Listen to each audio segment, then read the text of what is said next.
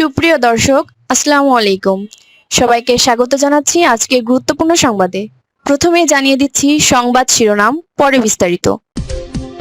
এখন ওই মুসলিম ভাইয়ের বউর একটা কথা খেয়াল হয় আর কি, যে লাল দেখলেই ইল্লাপুরের বাইসাপ না। কারণ মাঝে মাঝে ঘটনার কি বলে যে প্রেক্ষাপট ভিন্ন খাতে প্রবাহিত করার জন্য এমন ঘটে। অনেক পাখি মাছ খায়, মাছরাঙার দোষ। এই মুহূর্তে মাছরাঙার ভূমিকা আছে আওয়ামী লীগ, যুবলীগ, ছাত্রলীগ। তবে আসলে ঘটনার পিছনে কারা, সেটাও একটা ইন্টেনশন, কারণ নানান প্রেক্ষাপট এখানে ঘটতে পারে। আবার খোদ মাছরাঙা পাখি আওয়ামী লীগ, যুবলীগ, ছাত্রলীগও এই ঘটনা ঘটাইতে পারে। ঘটনার প্রেক্ষাপট হচ্ছে রাজশাহীতে জাতীয় নাগরিক পার্টির জেলা সমন্বয়ক কমিটির সদস্য এবং বৈষম্য বিরোধী ছাত্র আন্দোলনের সাবেক সংগঠক, তার বাড়িতে একটা চিঠি, একটা কাফনের কাপড় মিলছে। চিঠির মধ্যে বেশ কিছু লেখা ছিল। কাফনের কাপড় মিলছে মানে বুঝতেই পারছেন দুনিয়া ছাড়া করার প্রস্তুতি। তো চিঠির প্রথম লেখা হচ্ছে, প্রস্তুত হ রাজাকার। তুমি কে আমি কে, রাজাকার রাজাকার। তো সেখান থেকে প্রস্তুত হ রাজাকার।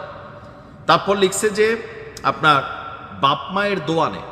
ভালো পরামর্শ দিছে যে দুনিয়া ছেড়ে চলে যাবা, বাবা মার দোয়া টোয়া নিয়ে নাও, তোদের দিন শেষ। এখন এই পরিবারে কয়জন আছে, নাকি ফুল ফ্যামিলির টার্গেট করছে, সেটাও একটা প্রশ্নবোধক চিহ্ন। জয় বাংলা, জয় বঙ্গবন্ধু, এতটুকু লেখা দেখলে বুঝতে বাকি নাই নিশ্চয়ই এটা আওয়ামী লীগ, যুবলীগ, ছাত্রলীগের কাজ। আবার হইতেও পারে, নাও হইতে পারে। হুমকিপ্রাপ্ত এনসিপির নেতা খালিদ হাসান মিলু মোহনপুরের ধুরুল গ্রামের বাসিন্দা। তার অভিযোগ, শনিবার দিবাগত রাতে দুর্বৃত্তরা তার বাড়িতে পেট্রোল ঢেলে আগুন লাগানোর চেষ্টা করে। পরে বাড়ির সামনে কাফনের কাপড় এবং চিরকুট ফেলে তারা সেখান থেকে চলে যায়। রাত 11:30টার দিকে তিনি বাসায় ফিরেন। কিছুক্ষণ পর জানালার পাশে অপরিচিত কণ্ঠে শোনা যায়, বাইরে বের হইয়া দেখ। হঠাৎ করে জানালা দিয়ে এরকম একটা আওয়াজ, আমরা হলে ভূতের ডরে মরে জানালা বন্ধ করে দিতাম, বাট সাহসী ছেলে, সে সত্যি সত্যি দরজা খুলছে, বারান্দায় গেছে। বারান্দায় গিয়ে তিনি দেখেন টিনের সঙ্গে থাকা কাঠের আড়ায় আগুন জ্বলছে এবং চারপাশে পেট্রোলের গন্ধ। তিনি বাইরে না গিয়ে প্রথমে প্রতিবেশীদের ডাকেন। ধুরুইল বাজারের নৈশ প্রহরীও আসেন। পরে বাইরে এসে একটা পলিথিন দেখতে পান। পুলিশ ঘটনাস্থলে যাওয়ার পর সেই পলিথিনটি খোলা হয়। ভেতরে সাদা কাপড়, মানে কাফনের কাপড় এবং একটা চিঠি। বৃষ্টির কারণে বাড়ির চারপাশ ভেজা থাকায় আগুন ছড়িয়ে পড়েনি।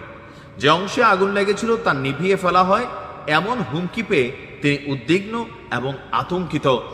চিরকুটে জয় বাংলা লেখা থাকায় কারা এই ঘটনায় জড়িত তা অনুমান করা কঠিন নয়। ওই যে বললাম না, এখানে এখন বাংলাদেশে অনেক কিছুই ঘটছে। ঘটনার সত্যতা থাকতে পারে, আবার নতুন কোনো ষড়যন্ত্র রচিত হইতে পারে। এনসিপি রাজশাহীর জেলা সমন্বয় কমিটির যুগ্ম সমন্বয়ক নাহিদ বলছেন, এই ধরনের ঘটনা অত্যন্ত দুঃখ এবং লজ্জাজনক। আওয়ামী সন্ত্রাসীরা এখনো আমাদের এভাবে হুমকি দিয়ে যাচ্ছে, যা প্রশাসনের ব্যর্থতার প্রমাণ। প্রশাসন যদি কার্যকর পদক্ষেপ নিত, সন্ত্রাসীরা এমন সাহস দেখাতে পারতেন না। আমরা এ বিষয়ে থানায় জিডি করব। এখন এটা কিন্তু খুবই ডিয়ারিং একটা ঘটনা, যে পুরো বাড়িতে আগুন লাগাই দেওয়ার যে প্রচেষ্টা, চিঠি, কাফনের কাপড়। এখন এই ঘটনাগুলো চোখ বন্ধ করে সবাই আওয়ামী লীগ, যুবলীগ, ছাত্রলীগ এই ঘটনাগুলোতে জড়িত, সেটাই আসলে মনে করা স্বাভাবিক। বাট বাংলাদেশে যে বললাম না, যে ঘটনার পেছনে মাঝে মাঝে নানান ঘটনা তৈরি হয়ে যায়। সো প্রশাসনের উচিত সুষ্ঠু একটা তদন্ত করা।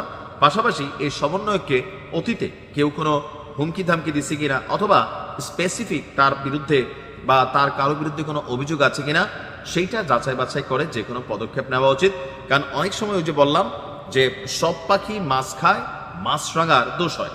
এই মুহূর্তে বাংলাদেশের যে কোনো একজন সমন্বয়কের সাথে এমন কোনো ঘটনা ঘটা মানে পরদিনই সারা বাংলাদেশে আওয়ামী লীগের বিরুদ্ধে আরও একটা রায়ট ঘটে যাবে। এতটুকু বুঝ নিশ্চয় আওয়ামী লীগের থাকা উচিত। ঘটনা যদি জড়িত থাকেন, ভালো হইয়া যান, কপালে অনেক শনি আসবে।